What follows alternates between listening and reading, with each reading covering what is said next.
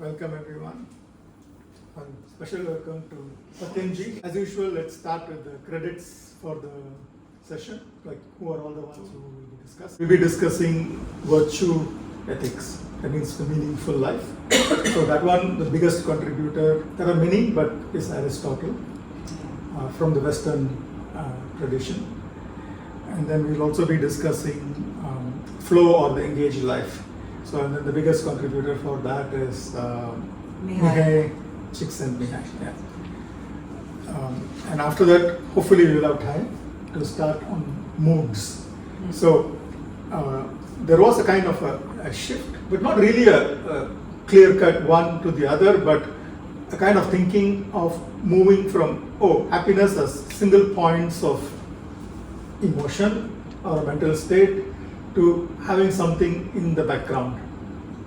So that's the idea of moods was there. They had the study of so-called phenomenology, meaning study of the experience. It's nothing complicated. It's not about studying objects from the outside, but as we experience it.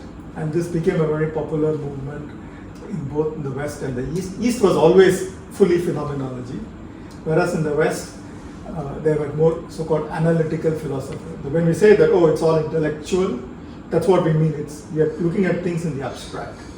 Whereas there was a movement in the phenomenological tradition, even in the West. So which is basically to credit to somebody like Edmund Husserl. This is mainly from German philosophers. Heidegger, John Paul Sartre, and so on. So we will have to honor all of them because they from the West moved in that direction. In the East, we had all our systems are in the phenomenological. A quick recap, just to get Satyamji fully into the picture. We had used one analogy throughout. We'll be continuously using it. This is the analogy of the sky and the clouds. The sky is considered to be the background in which all these clouds are appearing and disappearing. The sky never changes, whereas the clouds change. So this is the understanding there. But usually until many years, a few thousand years ago, in the West, to my knowledge, was mainly they were looking at the different clouds. So the dark clouds is like represent sadness, maybe the very very bright colors will be representing anger and jealousy and excitement and so on. And then they also considered those little patches of blue which we see in the sky as happiness. So happiness was included as one of the mental states. So this was this is the analogy which we will use it in slightly different ways. So today, that was in the first session we discussed. In the second session, what we discussed was one of those little blue patches, how to make it bigger. And then we discussed the pleasant life. In positive psychology, there are usually three ways happiness is classified. One is the pleasant life, engaged life, and meaningful life.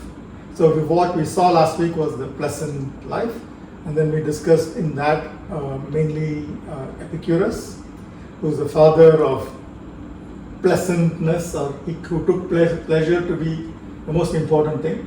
And one of the things which we learned most was pleasure is not just indulgence in luxury, but it's more like he used two words, ataraxia, which is mental peace, and aponia, bodily ease. So very simple things is what he was talking about, but unfortunately he has been misrepresented as some luxury guy.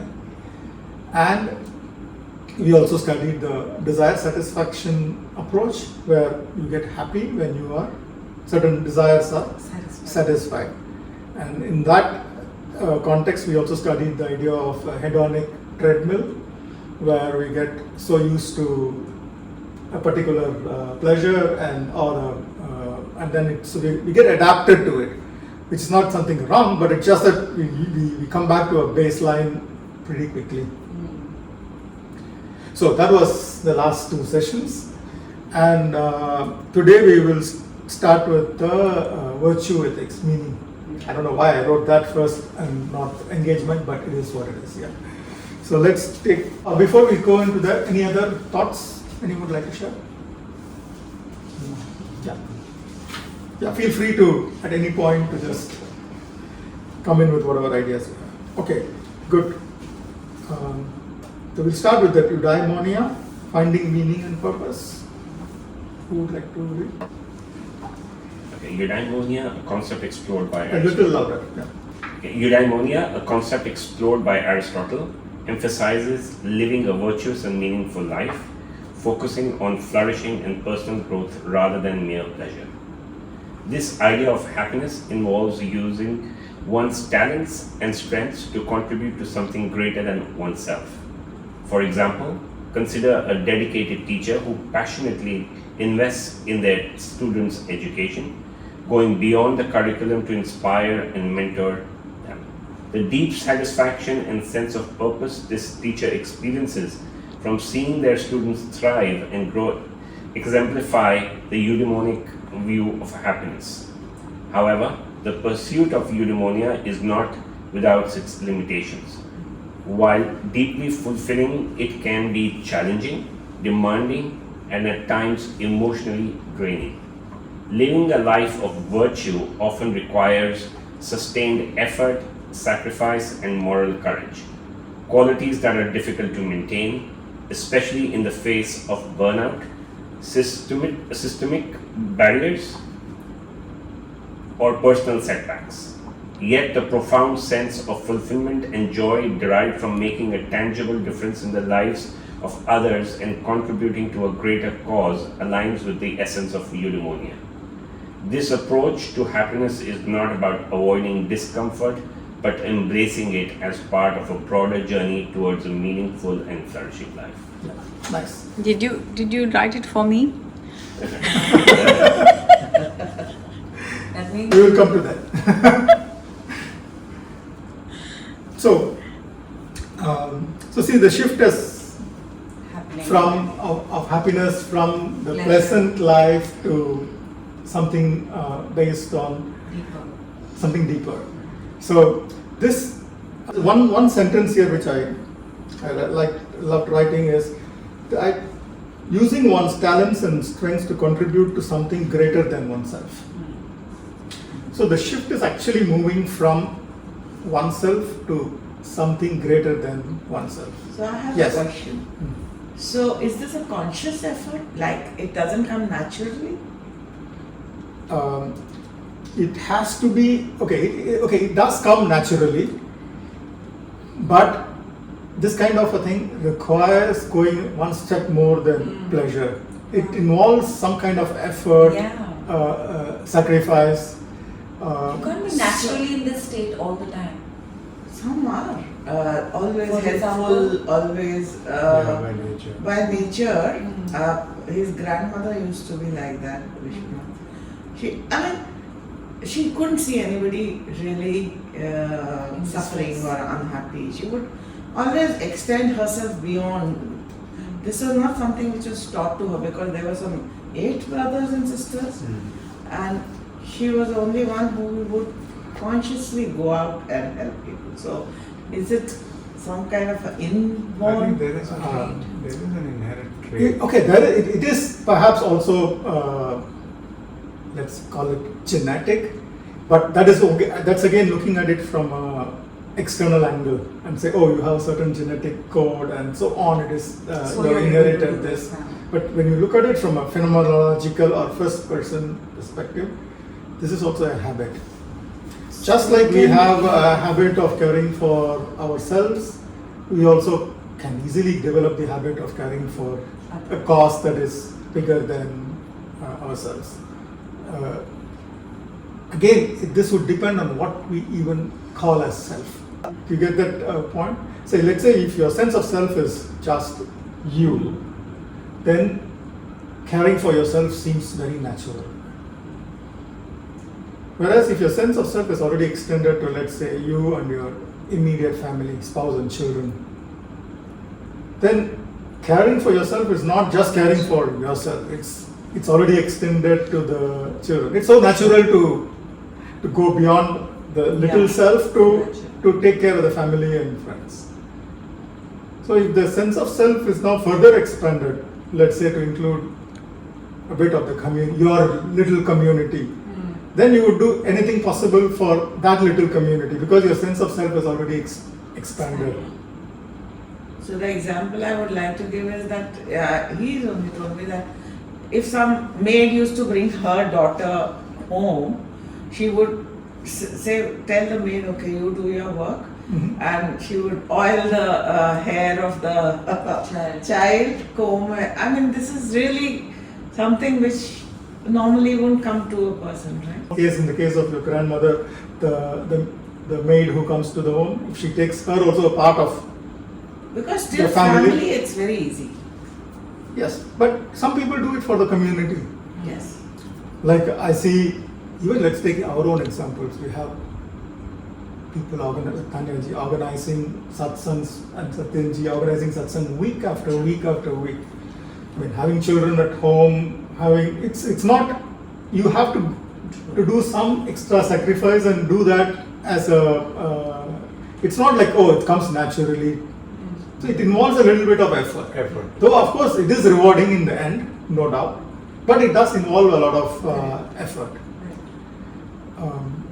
So maybe, I don't know, in the case of this grandmother, she has already considered that maid as a part of the Maid. self, and she just extends the goodwill to everybody. It's not impossible.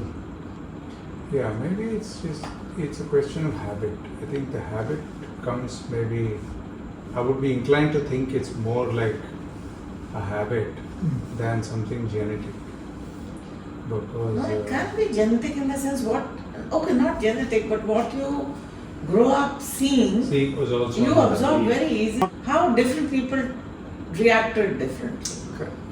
So that's why we have a whole menu of ways which give us happiness or well-being in general. Yeah. So this one is they identified that these are the possible ways, and they identified pursuing something like this is, I would say, very similar to pursuing karma yoga. Yeah.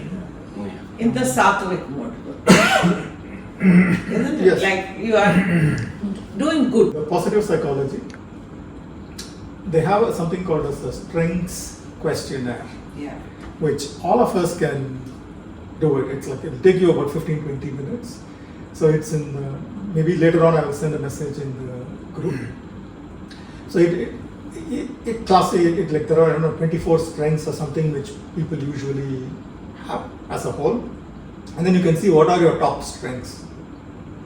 And then he gives you, say, a way to say, oh, you are using your strengths for a cause which is greater than yourself. They don't know, say, he has not defined what a self is, but in this case, what he means by self is this little self, I would assume. And then this will be something which will be useful exercise, practical exercise for us to know what our strengths are, so that we know whether we're using it whether we're working based on our strengths or are we working based on our weaknesses. That's a very, very useful. What actually they mean by meaning. In the Indian context, we say, oh, you work according to your swadharma. This we hear, right? So what is a swadharma? It's not necessarily, or not, it is not actually which caste you're born in and things like this. I think we can put it aside. Swadharma is your strengths. Whatever you're good at, if you're doing it, then you're already acting according to your swadharma. And now we have modern psychology techniques. Except the slight this thing is, Yeah. are you using those strengths for the greater good, or are you using it for your own self? So there is a bit of a this thing. Swadharma is truly, if you talk about it, is both those things. Is that you use your strengths, but you use it for the greater good. Otherwise, it's not your swadharma. At least the word dharma itself dharma is broad. Yeah. So I would say that there are two aspects to it. Very good. We will come back to this again, but only one point here is you're using it for yourself. The word self suddenly gets so much importance. Yeah. So the next chapter we will do is we will analyze, or rather we will study what the self is from a first person perspective. We think we use the word self as though it is our body, like in colloquial thing. So once the self is understood clearly, then we will see using the strengths for the sake of something greater than self, we will know what that is. Yeah. Yogi Upanishad, I think. There's a conversation between Yajnavalkya and Maitreyi, in which this question really comes up. On whose behalf does the husband loves the wife? On whose behalf does the wife loves the husband? On whose behalf the parents love the children? And on whose behalf everything, all kinds of things which we like, on whose behalf this question comes up. And then he says at the end, we will discuss it later on, he says at the end, oh, it is on behalf of the self. But then he says that self is not your little body and mind, but it is self. We will see how that self refers back to the blue sky Right. and not to one of those little clouds. So it is natural to think that, oh, we want to do something for ourselves. But then what is this self is then becomes very important. So leading a pleasant life is also one cloud, and leading a meaningful life is also one type of cloud Yes. that you will find in front of that blue backdrop. Correct. But we want to get to the blue backdrop. Yes. So that is the, we will see as we go, but we would like to also see, hey, even if somebody is there whose sense of self is a little limited, how can that person also can be happy? There is the pleasant options are there, there's the meaningful options are there. Okay. Then now let's move on to flow. I think Tanya ji's favorite topic it is. She's used- That's okay. Flow is a state of complete absorption.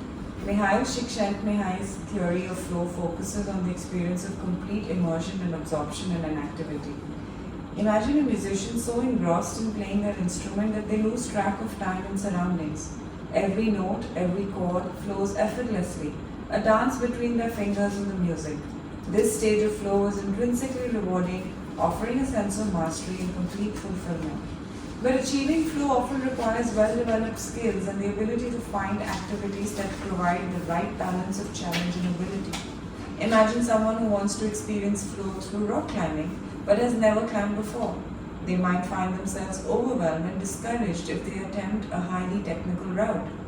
However, by starting with routes that match their skill level and gradually progressing, they can develop the necessary skills and experience the exhilarating state of flow that comes with pushing their boundaries. Yeah. Let's stop there. Yeah. So this is another option, so to speak.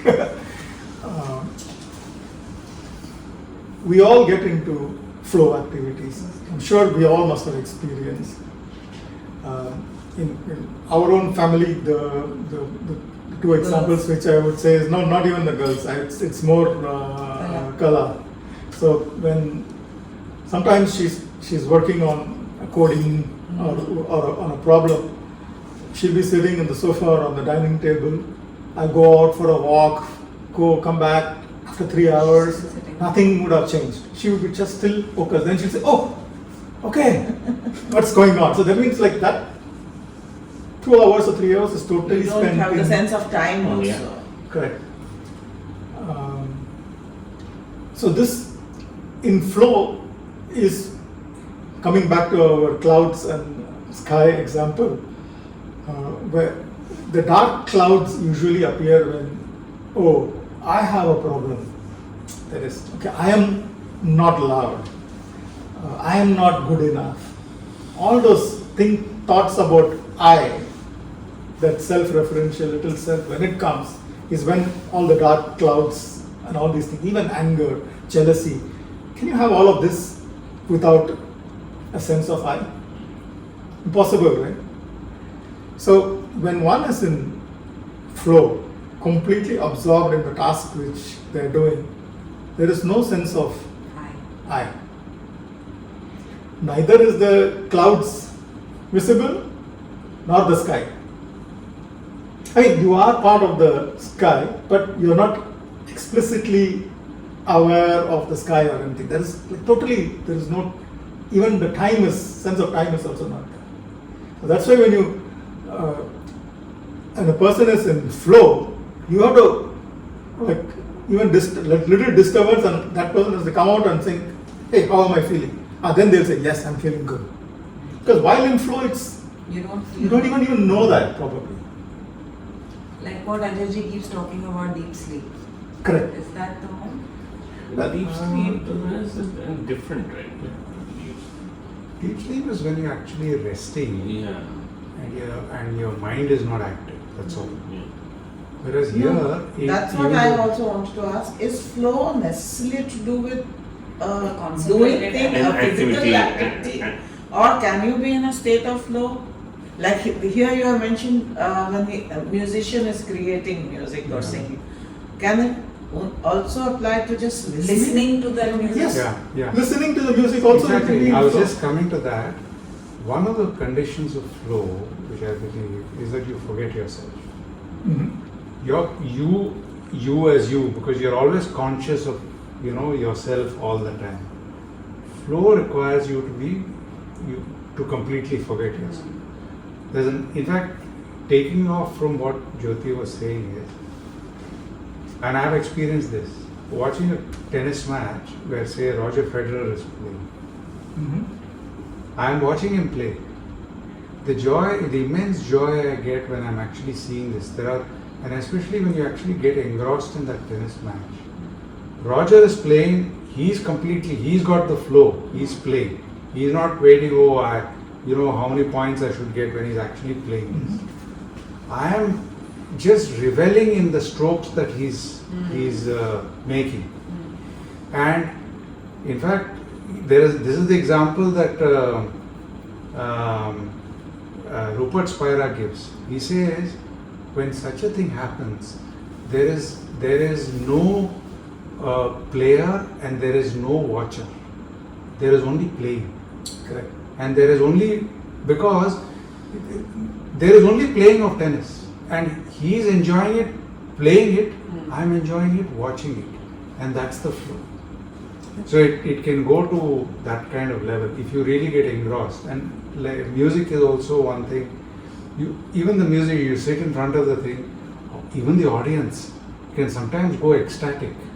Recently we went to see this Rishabh Yes. Ricky Rao. Oh, you went to see him? It was so He's so beautiful. amazing. He plays the sitar. In Singapore? In Singapore. We went Yeah. to Dubai as well. Nice. You just get lost. I'm sure the two kids as athletes, you also would have thought Oh, yeah. similar. Yeah. Probably on an everyday basis.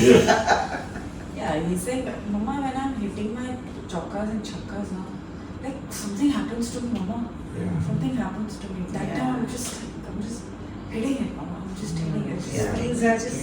he expresses it that it's something Correct. internally Yeah. so satisfying and gratifying for him to do that. Nice. And when he comes back, talking about it, you can see that he's still in flow. Okay. That's good. Right? So Because that just reminds me, I have had a lot of experience with the junior squash. So there will be like some games which are like going to the fifth setter and two people like competing very hard in the flow. Yeah. But the moment the last point is played, the winner is like ecstatic, Static. and the other one is like totally Drained. calm, shattered. Yeah. But what happened? If you really look at the phenomenology of what is actually going on, until that last second of whoever hit the ball out or in, everything was exactly the same. So nobody was aware of any of the clouds. They were just the game was on, Yeah. and then The result the came. result came. For the person who won, he's just seeing a completely different Reality. reality. The person who lost is seeing a completely different reality. But is there so much difference? How much we bring in, right? to that Yes, the situation. The And you should see the way the commentators make the situation out of it. They'll say the other person Makes you actually, feel- the other person has actually not played a good shot. However, he has played a fifth setter, competing equally, or even at some rallies better than the other person, and yet they will say like this, and then they will glorify the winner. So I think mind gets No, activated. I mean, I wouldn't say that all the time. I mean, when you see a good match, the commentators actually praise both the people. See, what a match that we all saw. And actually, the Australian Open, which was going on, you could see there were some tremendous matches. And they were praising both. depends on the match itself. Yeah. Yeah. But what this kind of tells us is like when you are in the flow, you have forgotten everything. Yeah. Everything is beautiful and nice. And after that, the moment the thing is over and the result becomes the salient thing, your self comes into the picture. And then the one person sees the self as like expanding. Oh, now I have won. It's like kind of removed all the self doubt, and then you feel very happy. The other one feels a lot of self doubt. Like the self becomes smaller, and so the connection between happiness and self is what I would like to bring up here. Something for us to keep Yeah. reflecting upon as we move through this. Then we'll know, hey, every time there is happiness, there seems to be the self seems to be very missing in action. Whenever there is any major emotional upheaval, the self seems to be playing an important role. Right. So this is the But again, there's a subtle thing here. See, again, it's the ego. So what is the ego? Ego is what your sense of self is. I am this, I am this. Now, after the person wins the match, I'm a winner. So that winner also becomes part of myself. And you, during the flow of actually playing the game and all of that, that person forgot about There was no winner, there was no loser, winner, anything. loser, and all that. That happiness was there, but after winning and getting the trophy, you had to put a label to yourself. You got this whole thing of I am a man, I am this, I got a mustache, I got a sense of self with million things around. I am also now a winner, and I want to derive that happiness every time I think about I won that match. I want to, which is derived happiness. It's not flow, Derived. which is not the original. And that's how we try to live in happiness. We always think of the past, some good moments. Oh, he played such a wonderful, my children crawling around. Oh, that's the first time that he got up and started walking. Nice. We keep doing these kinds of things, but that's not the original happiness. Yeah. Those are It is called making memories. making memories. Yeah. You make memories. which is also okay. There's nothing No, wrong No, with it. it's good at that time. Yeah. Of course, very good. But you can't live your life just on memories. Okay, good. Just the next two paragraphs, quickly we read through and then we can move to the next section. While these approaches offer valuable insights. When I say here these approaches, it's all the ones which we have done before. The pleasure, Meaning and meaning, and flow. Flow. Yeah. They tend to focus on specific components of happiness. They have significantly advanced our understanding of happiness by identifying key experiences that contribute to it. These perspectives have provided frameworks for individuals and societies to enhance well-being, emphasizing the importance of pleasure, desire fulfillment, meaningful living, and immersive activities. Next one more. By exploring these diverse aspects, humanity has gained tools to improve mental health, foster positive emotions, and create environments conducive to happiness. However, this raises an intriguing question. Is there a common thread that unites these varied experiences? Can we synthesize these insights to form a comprehensive understanding of happiness? So now we want to move from seeing happiness as discrete points, pleasure, desire, satisfaction, meaning, flow, and so on, to can we say something which is common across all of these? So that would be our, The blue sky. yes, the blue sky is what ultimately we would want. Yeah. But there is an intermediate Okay. step Okay. to move from discrete thing to the idea of moods. So that we always think that, there is a general mood which we can say sometimes which colors all of these. Maybe there is a positive mood in the air. Then all of these things which we just talked about, pleasure, flow, everything seems to be even more rosier. Whereas if the general background mood is down or anxious, then all of these happenings would also not feel as good as what it is. So this has been one observation. So we will discuss moods a bit and then we will move on to the next thing, which is the sky itself. Right.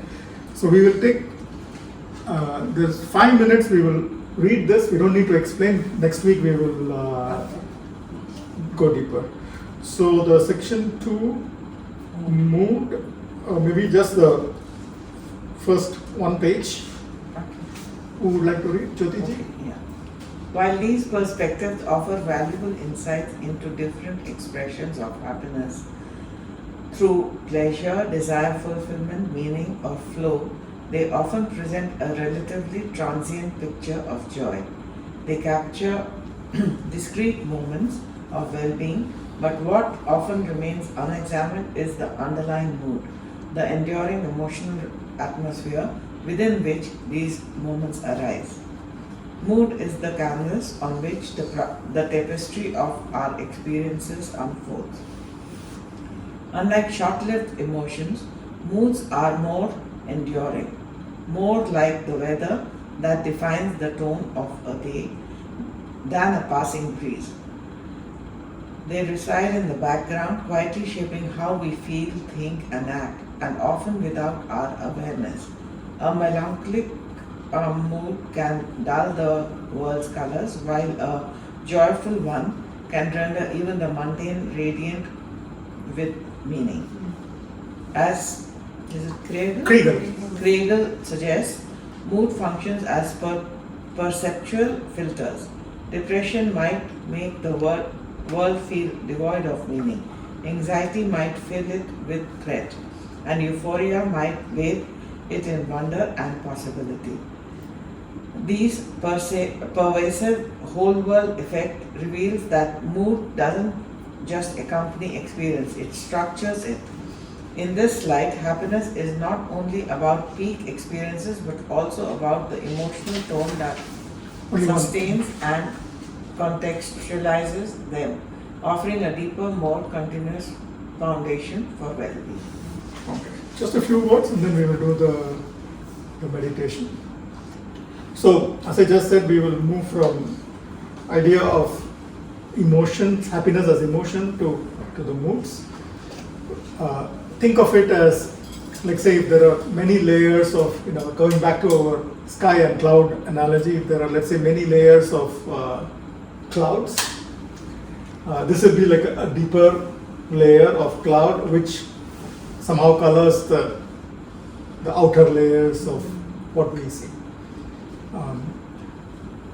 More importantly, what people have identified is that moods seem to be having a life of its own. We may be aware of the emotions which we are going through moment to moment, but that underlying mood is something which can escape us, which means we may be unaware of that. And that has the quality of structuring how we feel. It's not just only influencing, but it also creates a structure, like something more enduring than what emotions have. So this is what we will look a little bit more deeper next This week. is Krigel's view. Right. Yes. Okay. Yeah, because the layperson understanding of mood is that it's very transient. Like we say, you're such a moody person. Yes. Means that you're always switching.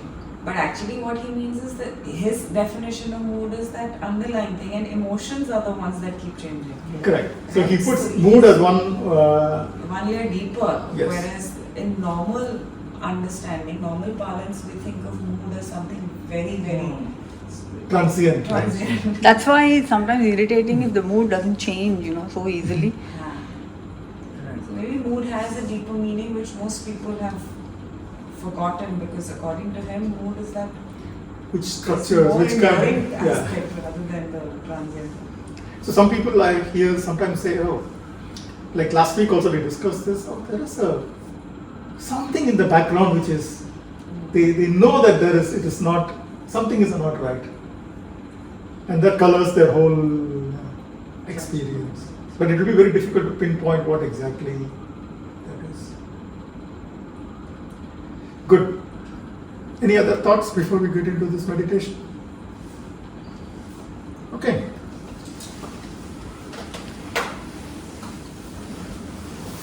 Let's sit comfortably, and as usual, most important thing is we put aside all our worries or concerns. Whatever comes up in the next 10 minutes, we just observe it and let it go. We can always deal with it later. Let's take a deep breath in.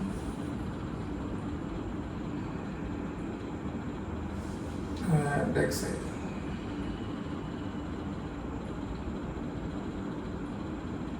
Another deep breath in.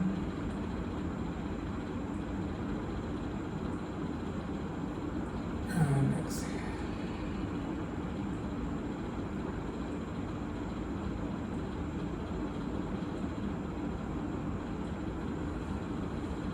Bring your attention to the breath. You don't have to make a conscious effort to breathe in or out, but just start noticing that it is happening by itself.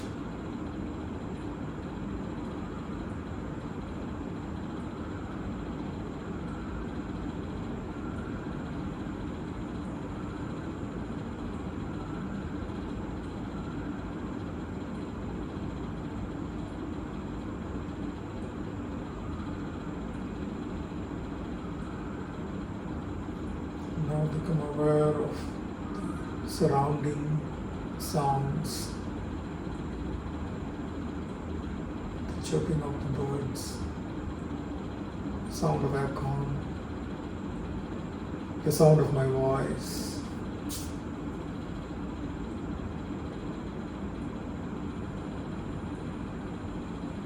Just let them be.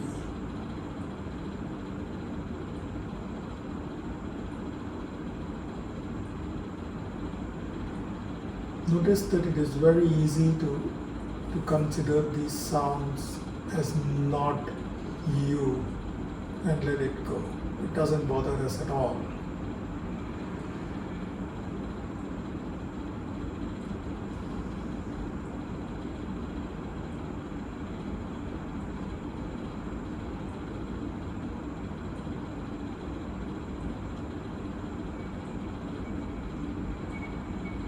Now become aware of the weight of the body on the chair.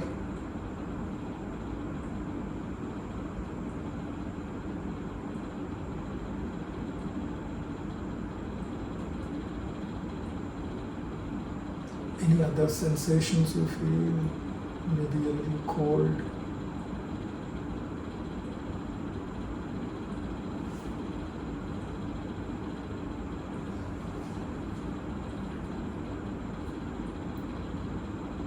Is there any tension in any part of the body? Maybe the shoulders. Just let it go. Relax.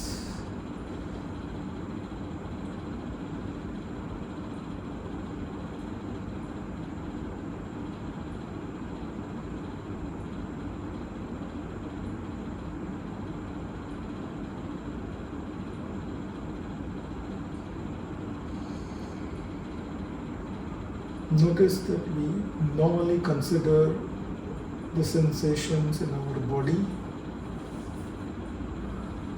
as mine, whereas the sounds as something external.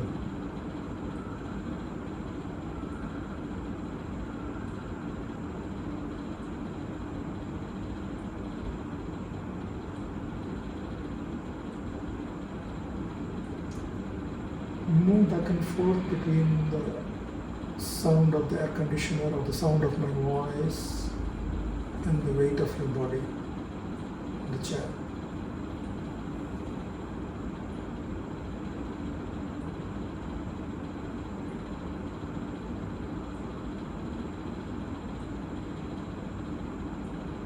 The sound is a perception, whereas the weight of the body is a sensation.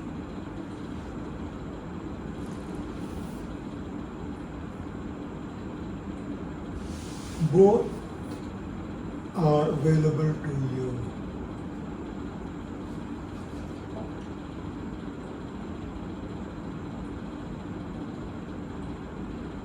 You experience the weight of the body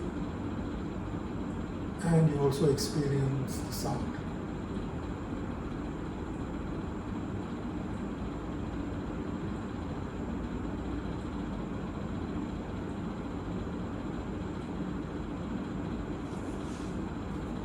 Is there a reason to say the weight of the body is me and the sound is not me? Don't think too much about it. Just leave this question with you.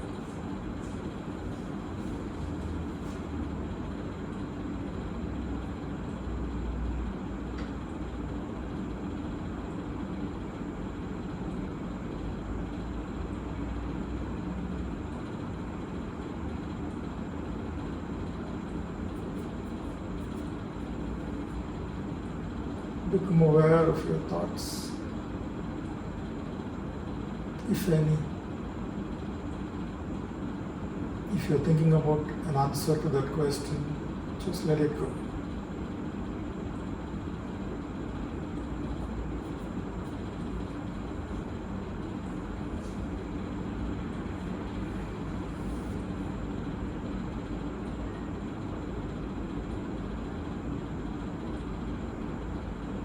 If you find your mind wandering, bring it back to the breath.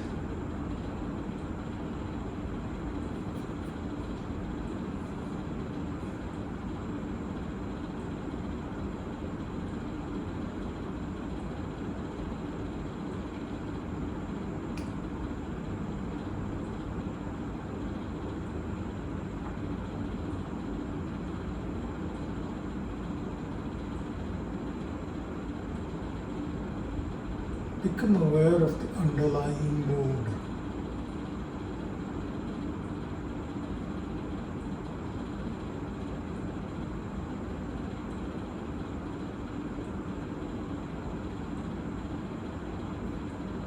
Are you noticing a pleasant mood or some background sadness? We're not going to analyze it, just become aware.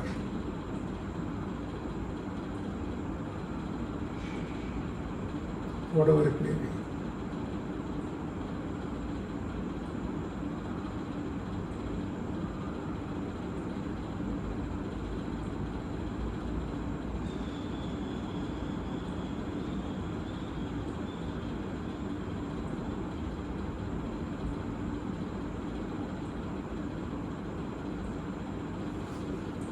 The next few minutes, we will stay with our experience as it is, without judging. Whenever you find your mind is wandering, bring it back to the breath.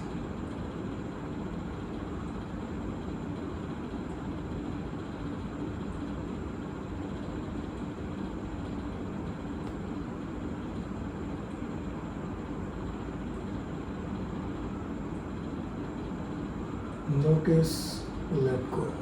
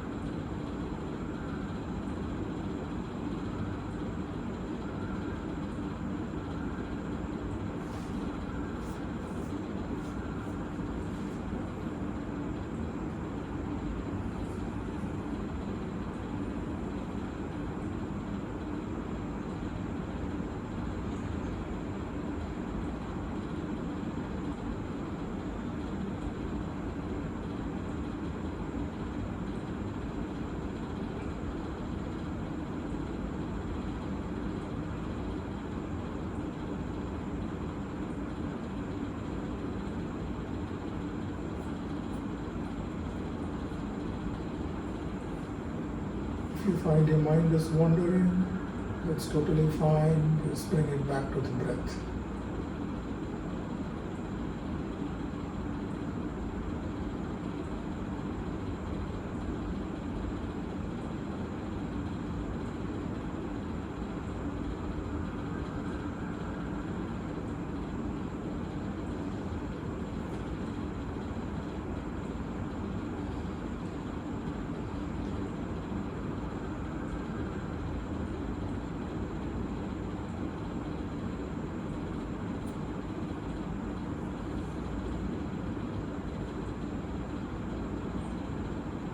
Now let's become aware of the breath. Inhale and exhale.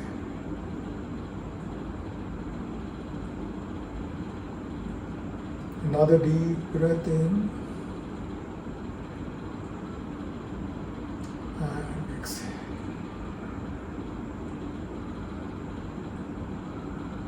Become aware of this weight of the body.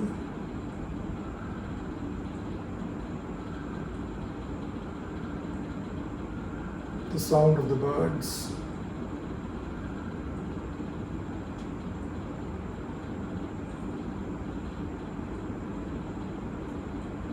Just become aware of the environment around you.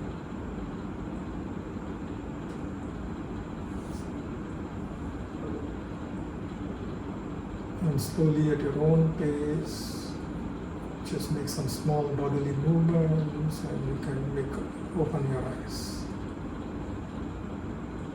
Take your time.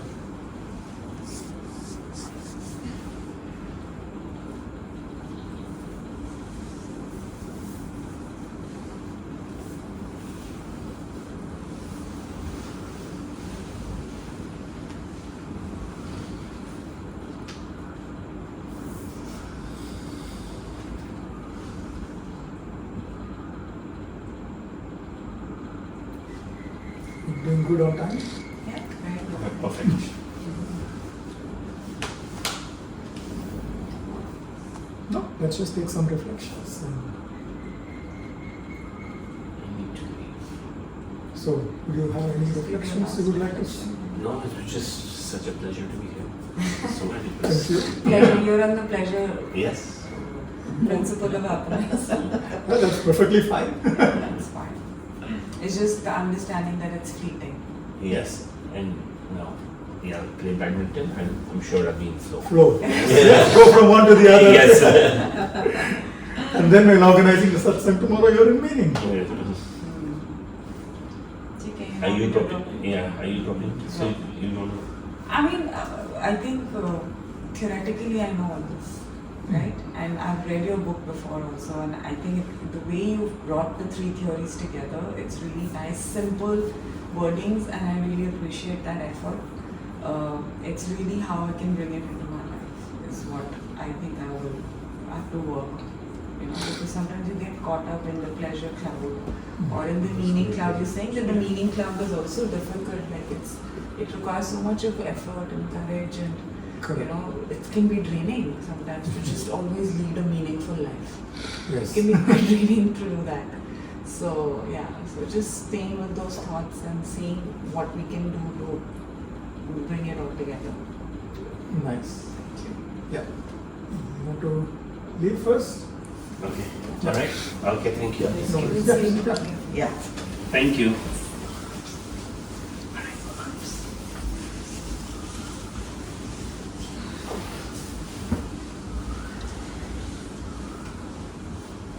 Yes, Nishchini. I think what Tanyaji said is also, you don't have to be doing something all the time to really enjoy being in the moment. I think it's all about somewhere, of course, I guess I'm trying to say something from the experience of having read these aspects, rather than bring in my own whole host of my library back into this. You can, please feel free to. I know, but the thing is, when you do that, you just tend to repeat yourself. And you're not really looking at because some of these are, you can't express everything in words.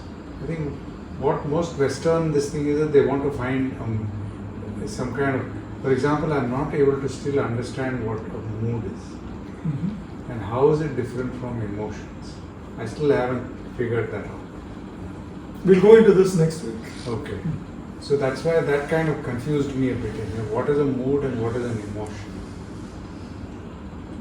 So this is a new concept that has come. So there's some new dimension that is coming that is trying to explain how I'm actually feeling, how I'm actually doing things during the day. And so,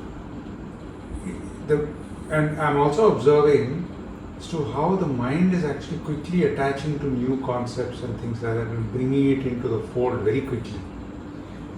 Because I want to seek, I want to get all of these things done so that I want to not just have to talk about the meaning, but to understand what that meaning means. Which I think in many ways, destroys the actual feeling of, the flow, the feeling of just doing nothing or just acting something which puts a smile on somebody's face and things like that. I'm not thinking about it. The thought and the mind kind of overlays everything. It means this is what it means. It means what Mihaly says about flow, or Gita says about this, Nishkama Karma and all of those. I think once you start labeling any of these actions, you lose the essence. Yes. So that is the cognitive, the discursive thinking which goes around, like we are adding layers to understand this. We are adding layers, but to understand what our, just feeling of being is. Correct. So we just, all these additional layers should help us understand, but at some point we have to let those go. And come back to the actual experience itself. The fear is that I won't let go of those. No, this will. Right? Otherwise, either we are confused with, okay, but that is my view. Either you don't examine what's going on, and then sometimes you feel good, sometimes you feel bad, but you don't have any explanation for it. There is one way. I'm not saying we should. Yeah, I'm not saying we should. Then now you're trying to say, okay, I'm trying to understand and make sense of whatever I'm experiencing. But all those concepts which we learn is itself not the experience. That's only explaining. At some point we have to drop that and come back so that the next time we instinctively already know what's going on. We don't need to overlay concepts every time. Exactly. Actually, I had a very different way of thinking today. When you said about the sense of self expanding, it brings a lot of happiness. But for me, I was thinking from a perspective of, say, in a normal work situation, there will be a junior engineer who will be given a small problem. It's very easy to finish the problem and feel happy. Then there will be a team lead sitting on top. Team lead will have will have to manage the whole team. So his responsibilities are more. And for him to feel happy is not even in his hands. It's also dependent on how the team members are performing. Then comes another bigger role in the organization who sees probably the very big picture. Then it will only seem like a big Pandora box of troubles, and how even solving one is not going to resolve everything, because there are always problems. Yeah. So I don't know. I was just thinking of this in my mind when you said, when the sense of self expands, it brings happiness, but also the bigger picture. When you start thinking of the bigger picture, the open-ended questions are probably a bit more not comfortable to deal with. Yeah, that means when you're trying to say that you're not just seeing a small cloud, but you're seeing a lot of dark clouds. Yeah. Is that's what? Correct. But a background of happiness can still exist. These are just your definitions of success which you are actually mobilizing, right? That I'm happy because of the success. But one background feeling of happiness can still be there. Like, I would maybe peace, whatever. Yeah, I agree with you. What you just said. Basically, what Kalaji was bringing is, there is a lot more clouds which you need to look at. It's like the whole world's problems are there. But here we are shifting our attention from the clouds back to the sky. So when you are, as you said, that background peace and happiness, if that is there, whatever clouds are there, it can be there, and we can still deal with Because it. that's only one aspect of life, right? Your work life is just one aspect, or even if it is a family chores you are doing, and there are a lot of things to it. But that's just, these are just aspects there. If we are gently feeling peaceful most of the time, I think that's. And yeah, I think what a very important thing is that the hierarchy, we constantly tend to put a hierarchy on what we are doing. Mhm. See, the first thing that went to do, because now you're involved in the work and all of those things, that's a very important thing. For me, I am retired. For me, even a chore like washing dishes or washing clothes and things like that, they occupy a lot of my life. I mean, daily activities, or going to the grocery store and things like that. How different can things be? I am also seeking that same happiness that you are. You are also doing this. When I was working, I was in the same boat as you were. So, the point is that the question that we must ask is, does it matter what work it is, whether he is a team leader or this thing? You can derive happiness from even the smallest things. It doesn't matter what you're doing. Correct. And So, the movement, like, okay, all the things which we are doing, whether it's washing clothes or dishes or being the CEO, CEO, we still, all of that is clouds. clouds. We also want to direct our attention back to the sky. So this is one common thing which we can do regardless of what your actual actions are. But then, is it again a doing thing, being in that state, or should it happen naturally? I mean, when we did all these meditations and so on, what we are trying to do is to be able to observe the clouds as it is, and not get attached to any particular thing. And in the process also to look at ourselves, meaning at this point, actually when I say you are aware of your thoughts, I'm separating you and your thoughts. And you are aware of your bodily feelings, I'm separating you from your bodily feelings. Do you see that happening? So as we progress and when we get a clear sense of who we are, which is not qualified by all these thoughts and emotions and sensations, then we have the possibility to come to this background sense of Right. peace, Perfect. regardless of what Yeah. the situation is. Very well summarized, Shivji, because ultimately that is the constant in all of these activities. Correct. That observing, whether you are, cutting vegetables or working on coding or, directing a team of people and wondering what each one is doing and whether they're actually meeting their thing. There is a background sky that is observing all of these activities. So that is the common thread in all. And that is the place of peace. That is the place of peace. So are we able to? So then the importance is, okay, to get the work done, you have to get it done. Okay, I have to go and make sure that I wash vegetables or clean the things. It is necessary for the next activity. It is the right thing to do. I can't leave the kitchen all over the place because the next cooking cannot happen if that is done. Also, you also feel that the place that you actually use needs to be clean. But apart from that, the sense of the observing, which is where the happiness really lies, we must recognize that. So that's the the whole whole- theme of the book in the end. So the know thyself, be happy. The know thyself part is pointing back to that place of background awareness. Because the Kala would say, oh, you're so happy, you're sitting, you can just do this and all that. I've got this whole tons of coding and all to do. Isn't it? We always look at somebody else and say, he must be happier. Because not necessarily so.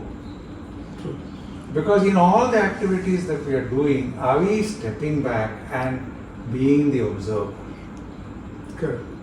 And that brings us immediately That is the one that even the person who is doing nothing and sitting, sitting.